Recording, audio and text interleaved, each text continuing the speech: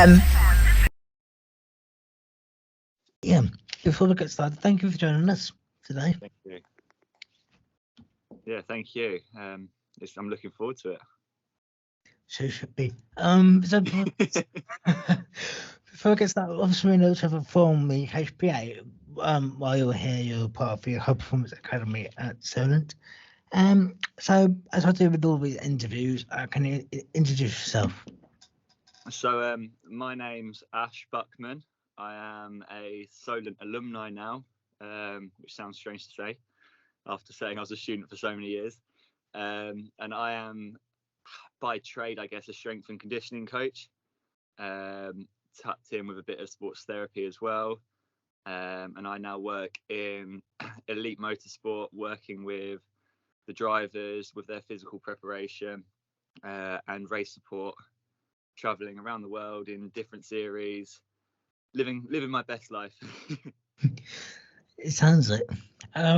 So before you got into your athletics, just do any other previous sports?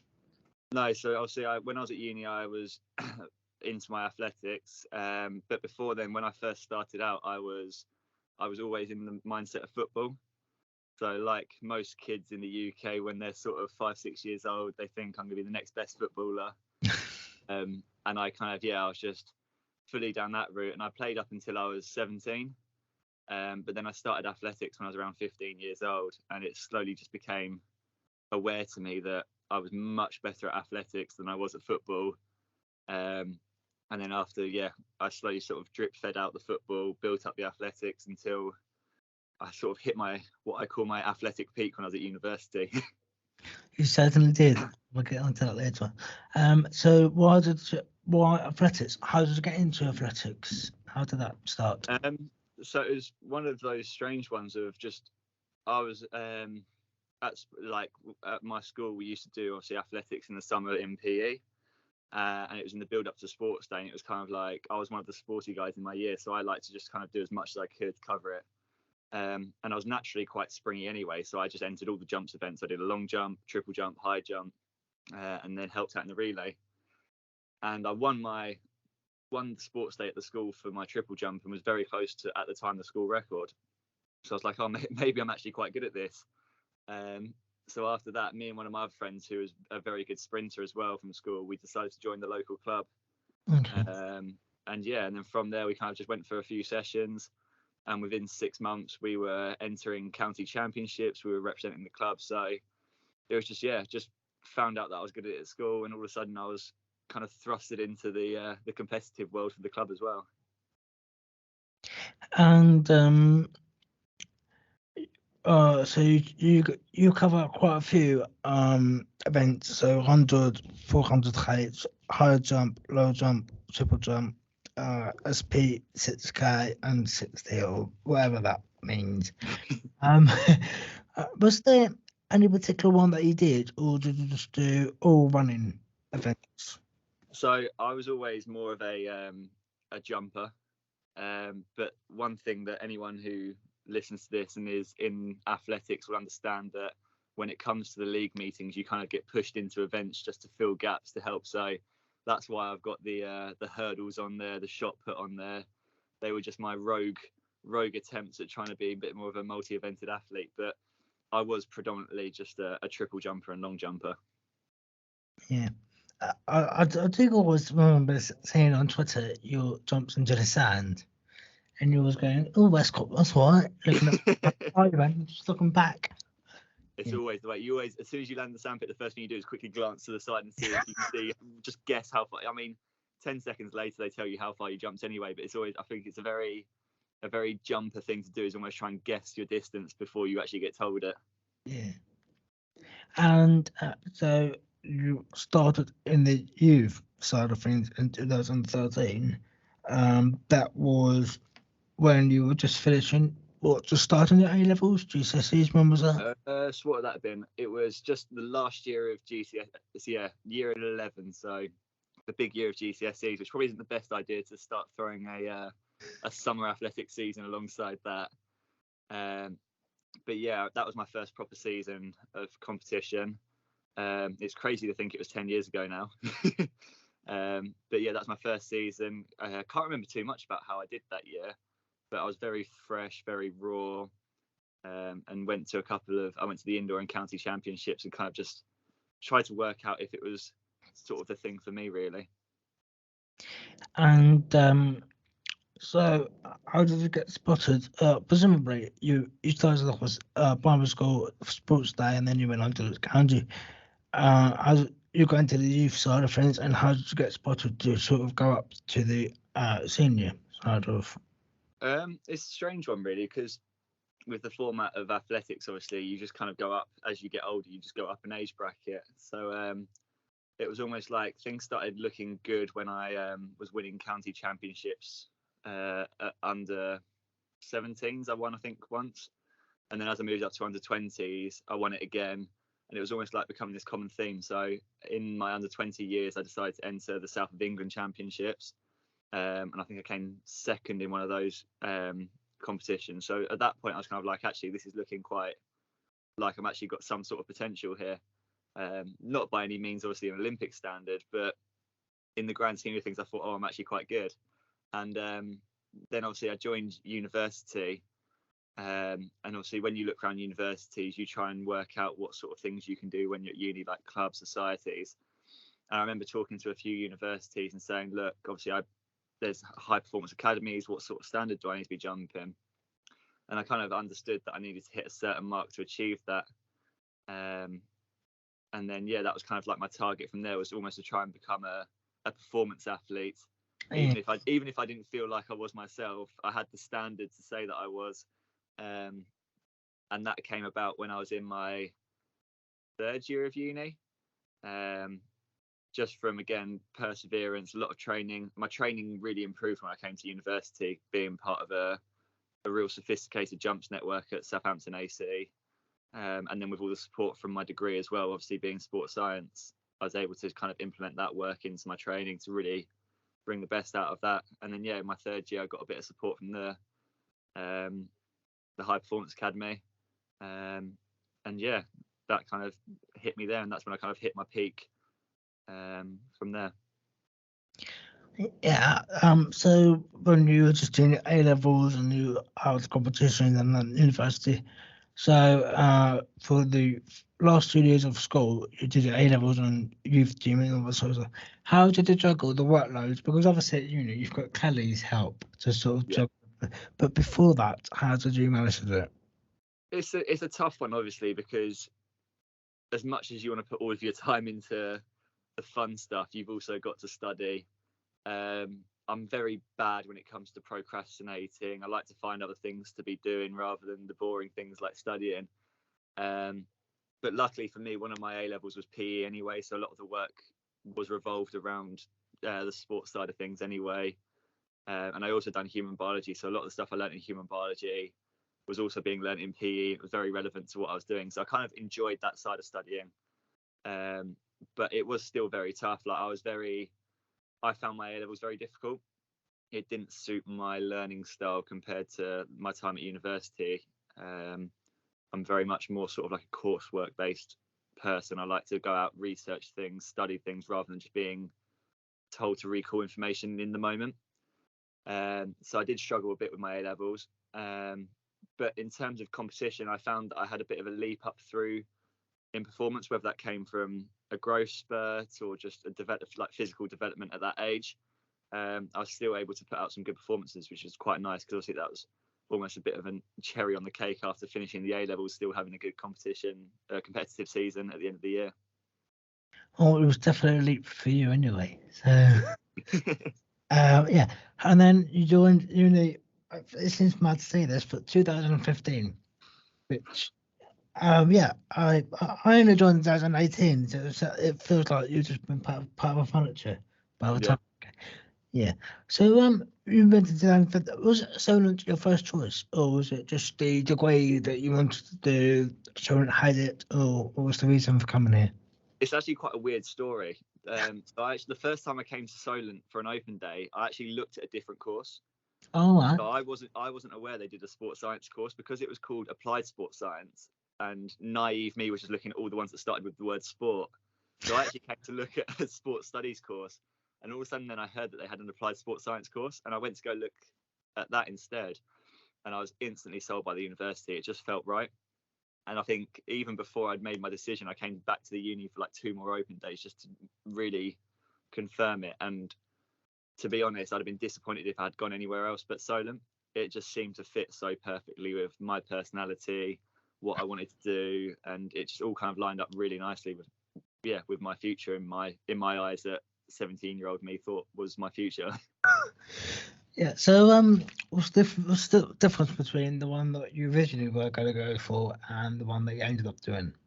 So the sports science degree was very much more sort of like the biology, the biomechanics, the training side of things, whereas the sports science would still, the sports studies would have still had that side to an extent, but it was also a bit more the sociology behind it, a bit more background. That's the stuff I was definitely more involved on the sciencey side of things. So when I heard that the applied sports science course was there, I was like, that has to be the one I've got to actually go for. Exactly. Yeah. So you were there for 5 years. So, so was that a foundation at the start of it, or was it a 2-year masters, or? It was a 4-year sandwich undergrad. So I did my first 2 years of undergraduate degree. Yeah. I then went out and done a placement year in Croydon. So I did a placement year in my 3rd year, as it would be, in a private school in Croydon, working as an S&C coach. I just wanted to get as much experience as I could, knowing that nowadays to get a role in sport you have to come out of uni with 10 years of experience, but you've only actually been in the industry for 2. So it's a tough world like that. So I was like, I knew I needed to get some more experience. And then once I finished my placement year, I came back to Solent for my 3rd year of studies in my undergrad, and then I did my master's year after that. That makes sense. Yeah. Yeah, and then you presumably did Bucks when you first joined as well. So how did you get on with that? Because I know in the last year you were doing it before COVID. You were doing really, really well. But at the start of it, so how did the whole 5 years of being put on athletics, how did that all work out for you? So it was a strange one. First year was a tricky transition for me in terms of training and social life balance, let's say. Obviously, when people go to university, the nightlife takes a lot of priority, and that I definitely didn't drive as much attention into my training as I probably should have. So I remember in my first year of Bucks, I can't even remember where I finished, to be honest. I didn't make the finals, but I put a good jump in for what I was doing at the time. A little bit off my PB, but it wasn't a bad jump. And then second year I kind of just knuckled down a bit more, got into my training. Wasn't so sold on the nightlife as much now because I'd got it all out of my system in the first year. And came along again, had another good year. Again, I don't think I made the final in that year, but I was kind of closer. I was kind of hitting that point where it was a bit more of a chance. And then as I started moving into my placement year and onwards, that's when I started breaking into being able to hit the finals. So I was jumping a bit further. I was kind of looking a bit more competitive. And it wasn't until it must have been my master's year. So unfortunately, in my master's year, we only got the chance to do indoor Bucks because that was in the February, and then COVID struck in the March. And I went to Bucks in that February, and I jumped an indoor PB in the qualifying round, got automatic qualification, which was great because it meant I saved my energy for the finals. And I came away from the finals, I think, in 5th place.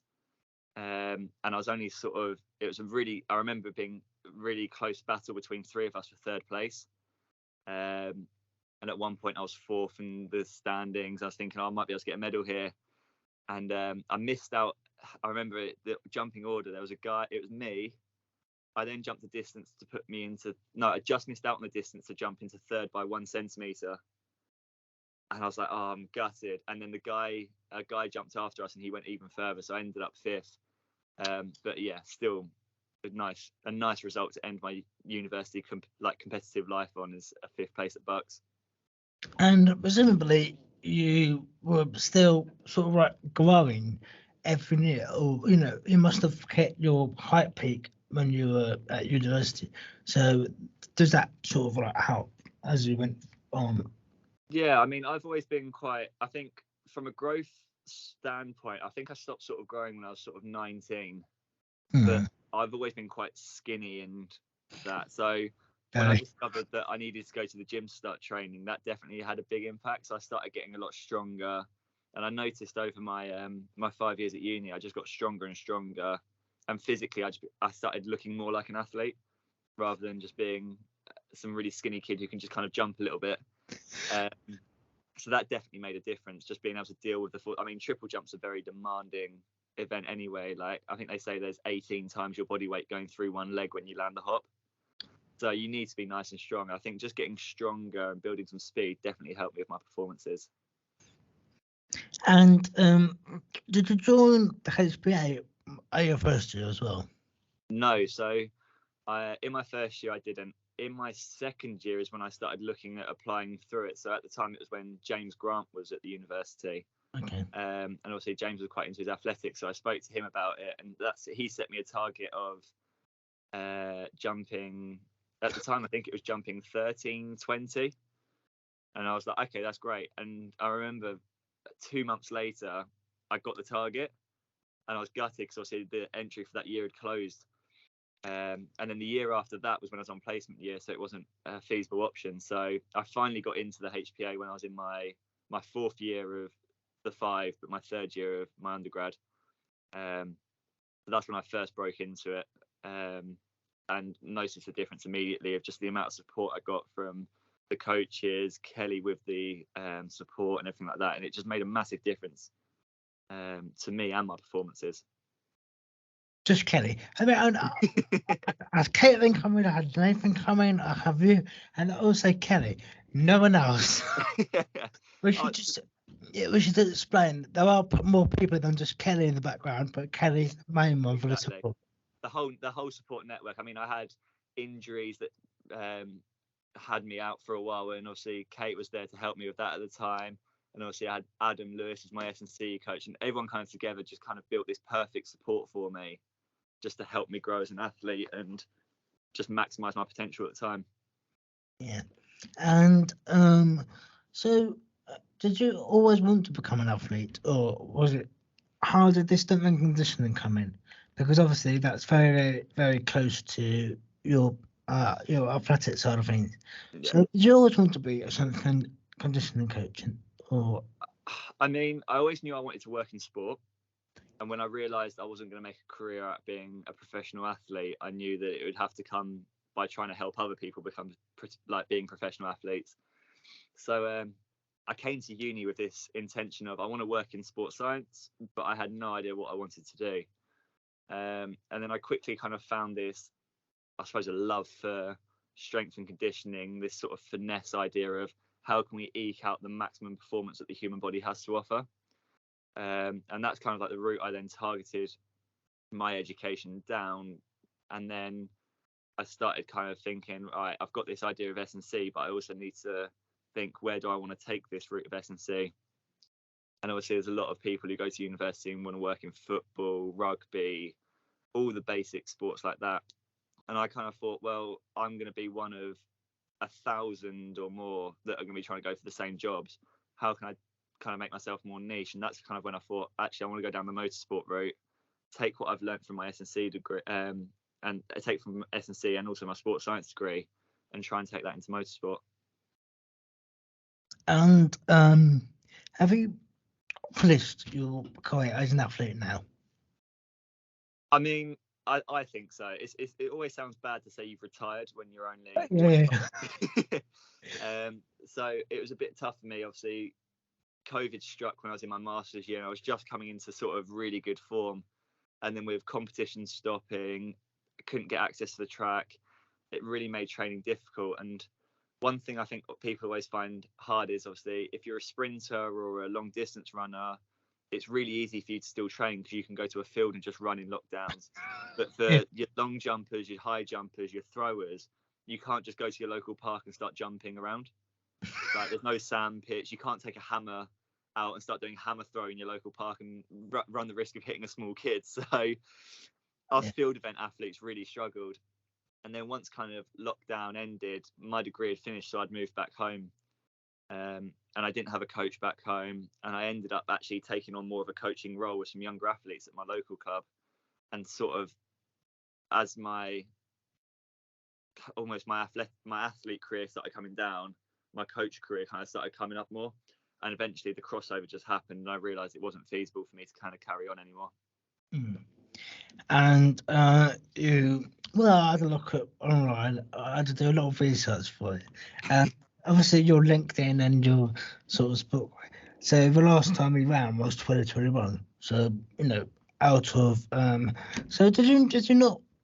Were you never at that level of Olympic standard? Was that your dream, or? For me, I always I'm an optimist. I always like to push for the top, but I'm also very realistic and understand my abilities as a person.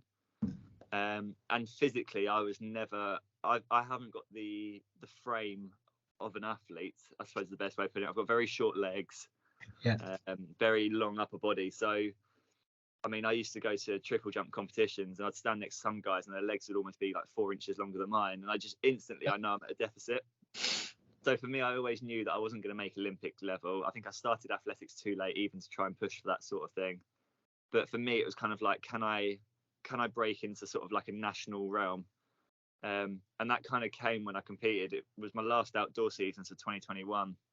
And I went to the national championships and finished in 4th place in under 23s. And that kind of for me was like, okay, I've hit a really nice level now where I'm almost, obviously not at a level where people know who I am, but I've kind of established myself in a national competition, which is quite nice to say.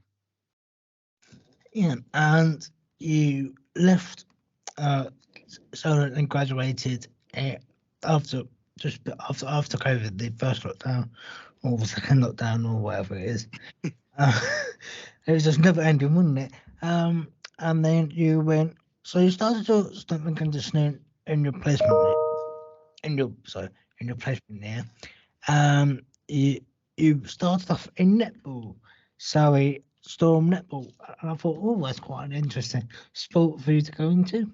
Yeah, so when I was on my placement year, the school I was working at had a really strong connection with Surrey Storm. So some of their junior teams used to come into the school, and we used to lead strength and conditioning sessions for them, sort of around that. So it was quite nice to have a new sports kind of challenge me a little bit. I'd done a little bit of work sort of around the basketball area as well, but netball's very different. So that was actually quite nice for me to kind of come in. So they used to come in, and we'd just lead some sessions with them, developing some of their youth teams, which was really cool. And then you went to Itchen, which is a sort of like a size campus to Solent. Yes. And you were there for a little bit of time. And what did that involve? So at the time, I knew the S&C coach for the basketball team at Itchen. So he invited me along to gain some more experience. He said, "Do you want to work as an assistant S&C, like as an internship placement role?" So again, just kind of me going in there, running through S&C movements. I used it as a development tool for me. So I used it to help me with some of my assignments on my course as well. So I ran some interventions trying to help the players.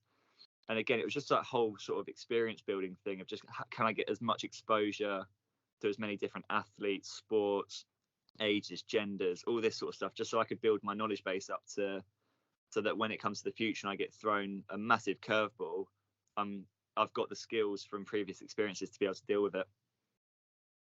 And then you went on to do strength and conditioning at HBA while you were an athlete, so that kind of helped. You helped Nathan, who was always and of course you were captain of athletics. Was it for a year? Did you do it for a year or? I did it for, how long did I do it for? I think it was for a couple of years. I always feel like a fraud when I say I was captain, because Nathan came in after me and done so much of a better job than I ever did. So he really put me to shame in that extent. But yeah, I did help run the athletics team for a bit. I took over from Abby, who was the captain before me, when she left uni, and it's hard work. Nathan smashed it. So I was the captain, but Yeah. When I compare myself to what Nathan did, Yeah. I was nowhere near as good a captain as he was. So, could you explain to the viewers and listeners what a captain does of a sports team? Yeah, so it all starts off at the start of the university year, when you're at Freshers' Fair, and for us, it's kind of making a statement and trying to recruit as many people as we can. Obviously, you've got guys who come to university who already do athletics, so they're going to be interested, but it's trying to get some other people on board and encourage them. And then from there, you kind of take them in, you give them their trial sessions, show them what it's going to be like to be an athlete. And obviously at uni, we had really good ties with Southampton AC, so they were really hospitable and let us train with them. And then throughout the year, it's just organising the teams for competitions, making sure everyone's happy at the club. And I'm sure, as like with Nathan, he kind of took it even that step further and was like sort of outreaching on social media and just done everything. I was a very passive captain, let's say. We got the job done, but yeah, it's a good role to have. It's good for organisation skills, development, and things like that. So it's a cool thing to do. Yeah, and it must have been quite a difficult one, especially for you, because when you take on the role of captain, especially athletics, it covers a massive amount of people, and then you've got to, sort of make in contact with everyone, and how that must have been quite a tricky thing. Yeah, I remember. I think it was one of the first Freshers' Fair I ever done, and we had 70 people sign up, and we were trying to organise how we're going to get like. I mean, not all 70 came for the first trial session, but we're trying to organise how we're going to get all these people to the track and kind of run a session with them. Because for the first session, we had to run it, and you've got guys who throw, sprint, jump, and I'm like, I've never held like a javelin in my life properly. I'm like, I've got these javelin guys coming over, and I'm not sure what we're going to do with them. So it was tough, but without facing experiences like that, you don't grow as a person. So it was quite nice to be thrown in that position to kind of challenge me from a position like that, which is quite good because then you can take that into not necessarily in organizational roles, but in other things. If you can deal with stress like that, it's just building your personality. And I heard Nathan's interview came out last week. Obviously, this is pre-recorded, so by the time this comes out, they're gonna think last week it wasn't. But no, this is now. So, and he said he had a lot of people helping him do his job. So you're probably a bit better than him, probably. Oh, I wouldn't say that. Yeah, but he did have a lot of other things happening inside Solent. So we'll let you off on that one. And then what's PPC? The, P- the yeah, PPC was sort of I call it my lockdown baby. Everyone else was having lockdown babies of real babies, but my lockdown baby was my little self-employed business that I started. okay. So obviously I came out of uni in lockdown, which is a nightmare because jobs just weren't there. People were getting made redundant. So all the jobs in sports science were getting swamped. So for me, I kind of thought, well, how can I start making a living in this situation and make the best out of it? So I just decided to set up myself as a sole trader, put everything I'd learned at university and taking it into the real world. And I created PPC to kind of offer my message was almost I want to be able to offer elite levels of sports science support to anyone. So it's not just your high level football teams, your top level athletes. There's no reason why your average Joe who's a casual park runner can't get support to help them become better. And I just wanted to make that level of sports science support that people can have access to more affordable, more accessible. So I was working doing S&C sessions with local athletes. I was doing sports massage for people who had injuries, just kind of trying to cover everything as a way for me to try and make a living during the tough time of lockdown, but also to help people who wouldn't have access to that level of support normally. And is that still going? Yeah and no. It's since I've taken on my new role, it's kind of been put back a little bit, but every now and then I'll have a little bit of work to do with it just to keep things going over. But it was for when it was at its highest, I suppose. It was perfect. It was in amongst the COVID lockdowns, and it worked really well for what I needed it for. So it's still there if I can come back to it, and I still offer massages for people if they need it and some training. But it's a bit more of a step back from there now because I'm so busy with my current work. Yeah.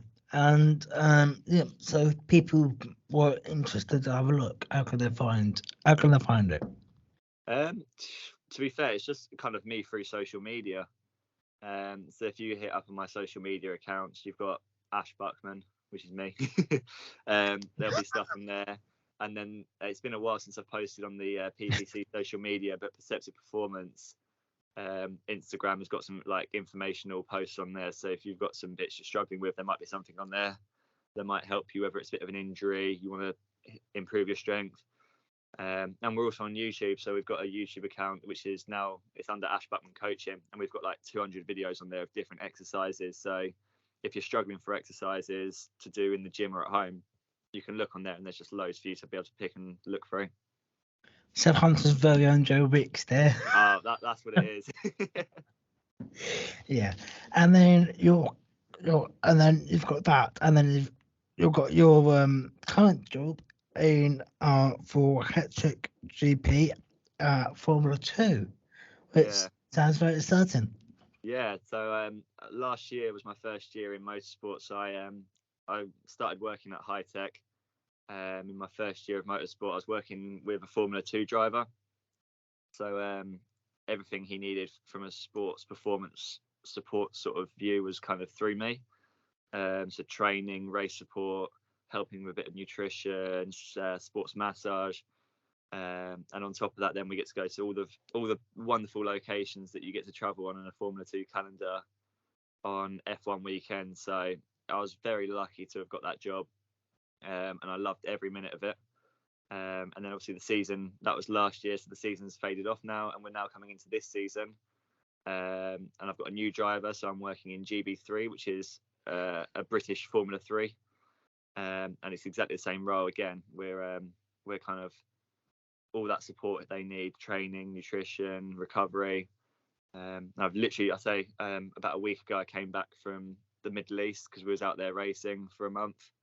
So it's nice to be back in the UK, nice to be back in the cold weather. And yeah, we're just getting everything now is getting ready for the season ahead. So so you don't work for Formula 2. Do you work for a car company that does the racing, or is it just Yeah, so I'm contracted through the team. right? So High Tech are a racing team. They're in Formula 2 all the way down to British F4, and they have drivers in all different series racing in their cars. So I work for the team. I'm contracted through them, and they give me a driver or a couple of drivers, and I make sure that they're at their physical best. And how did you get that job? Because I've obviously Formula 2, Formula 1 are very high level corporate sort of thing. So how did you get that? Was it just through applying, or was it headhunted, or? It was, I suppose it's networking. It's amazing. Everyone always tells you at uni, "Oh, make sure you're networking, get as many contacts you can." And obviously, when I heard it at uni, when I'm in like second year, I'm like, yeah, okay, whatever. And then in my third year, I thought maybe I should start doing this. Yeah. And then it actually paid off. So the head of performance at High Tech was an ex-Solent student, and I kind of just reached out to him and said, "Look, this is what I want to do." And he just kept kind of like almost mentoring me slightly to an extent through a bit, and eventually a role came up at the team, and he's like, would you be interested, obviously after seeing what I've been doing for a couple of years? And I said, yeah, absolutely. And then that's kind of how I got into the team and into the world of motorsport. So was that the specific role that you wanted to get in? Obviously, sport and conditioning is your area. Was I don't think Formula 2 was ever in your plans beforehand. It's a strange one because obviously everyone always, like I said before, everyone always thinks of sports science and S&C and goes, oh, work in a football team, or are you going to go work in rugby? And people don't understand. Like, I mean, even I was a bit naive when I first started uni into thinking, racing drivers, they just drive. They don't need that much support. And I remember reading an article, and I think it was Jenson Button's trainer before had written this article about the demands of motorsport. And I kind of realised, there's actually a role where I can work in something I already loved watching, which was F1. I can get into that and do the job that I really want to do, which is sports science. And as soon as I heard that, I was like, right, let's channel everything into trying to make this happen. And yeah, from there I kind of just started networking, tried to get as much experience as I could in and around, and eventually it all paid off. So yeah. Certainly has. And that sounds brilliant. And then we'll go on to the future. So, what's the future? Obviously, you probably still want to stay in this in conditioning. Any roles or any jobs that you wanted to get into that you might want to get into in the future? Obviously, not football, or maybe Charlton to get them promoted to the. I mean, but what's the future looking like? I'm not sure. I'm not sure Charlton will get promoted anytime soon. We're not looking strong this year. To be honest, I'm really happy with how things are at the moment. Obviously, I'm still very fresh out of. I say I'm fresh out of uni. I graduated nearly 2 years ago now, but in my head, I'm still very fresh out of uni, and I'm still very early in my career as a performance coach, as I'll say.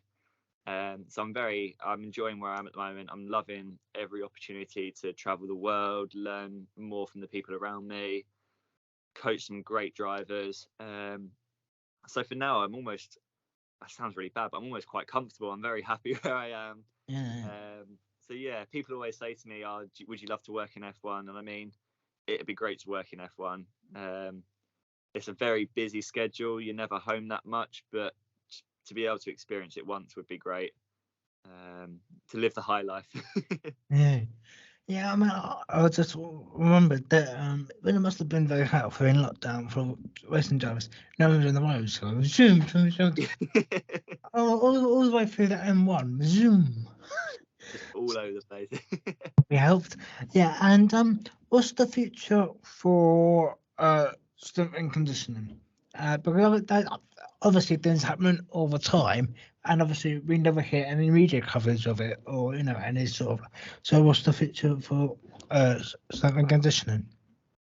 It's a strange area of sports science. I mean, like physiotherapy is one of those ones that's kind of set in stone. Nothing changed with physiotherapy. Nope. But strength and conditioning, you can be looking. I mean, I'll follow stuff on Twitter, and all of a sudden there'll be this new thing that comes out that everyone's raving about. So it's hard to stay on top of everything that's going on. But it's amazing. I think there's definitely a shift coming away from the term of a strength and conditioning coach nowadays. Like anything that's an unprotected term, anyone can claim that they're a strength and conditioning coach. It's kind of a strange way of people go about things. It's almost like, I mean, I go to my local gym and I see guys doing 10 sets of 10 reps of bicep curls and going home and saying, yeah, I'm a strength and conditioning coach. And you're like, I mean, you're not wrong, because you can't, it's not a protected term, but so there's definitely a shift in towards people going for the role of a performance coach, or the term of a performance coach, which is kind of a more holistic term, which means you kind of cover everything from strength and conditioning, sports therapy, a bit of nutritional support. So I think that's kind of where the shift in the industry is going at the moment, is people are becoming more generalized coaches. And especially in Formula One, it's definitely, and motorsport in general, it's definitely an important mindset to have, because if you're one guy working with one driver, you need to be able to offer everything that a Premier League football club can offer just with yourself, because a driver doesn't want to have to pay for absolutely everything. So if you can offer all of it, you're the perfect person. So there's definitely a shift now towards that sort of more performance coach role. Yeah, because obviously you can't be expert in every single field, but you can also try your best to know everything of different. So before, was there presumably a nutrition coach, a strength and conditioning coach? There must have been like many people in that role, and it must be quite difficult to blend all of them into one person. Yeah, I think that's the thing. Like, I mean, sports science. I mean, if I look at it from a motorsport point of view, sports science is still very new in terms of motorsport. Unlike football, where you've had sports scientists around for decades, in motorsport it's still very new. And obviously at football clubs, when you've got a team of 24 players plus all the academy teams, they can afford to have a head of medicine, a lead S&C, two S&C coaches, 3 physios. But obviously, when you've got a racing driver who's just on his own, he needs to be able to have access to everything in one. So if you can have a wide enough knowledge base to be able to go into a bit of everything, obviously there's going to be times potentially where you can't do everything, but that's when you have to have the connections elsewhere to be able to pull people in and help you out. But yeah, I think there's definitely this shift now towards of having a more generalized coach, especially in sports like motorsport, and even things like combat sports. You see it more now. Their trainers will be a kind of more performance coach based person. That sounds good. But that's everything I've got written down here. Is there anything else that you wanted to add? Honest, I don't think so. Everyone always says my life sounds interesting, but I've kind of just learnt to block that a bit, and I just see it as work now. But I mean, it's a great thing working in motorsport. But I think I wouldn't have. It's going to sound so cliche this now, and I apologise in advance. But I definitely wouldn't be where I am now without Solent. I'm pretty sure everyone says that. Yeah. When they first come here, they're like, oh. But when they leave, it's like, no. It's a great uni, and they had so much support to help me out to kind of get to where I wanted to go as a career, but also even when I was an athlete still. So it was definitely a great university for that. Yeah, I think they'll probably steal that and put it on their booklet for next year. They'll bring. Do you remember that big photo they had of me in the entrance? They'll bring that back out and write it underneath. Yeah. Just crop me out of it and just you. Yeah. Oh man, but that, Yeah. Well, thank you for joining. Thank you for coming on and doing this. Yeah. Thank you very much for having me. I really enjoyed it. It was really good to speak to you. Yeah, and I'll just stop recording now, and then.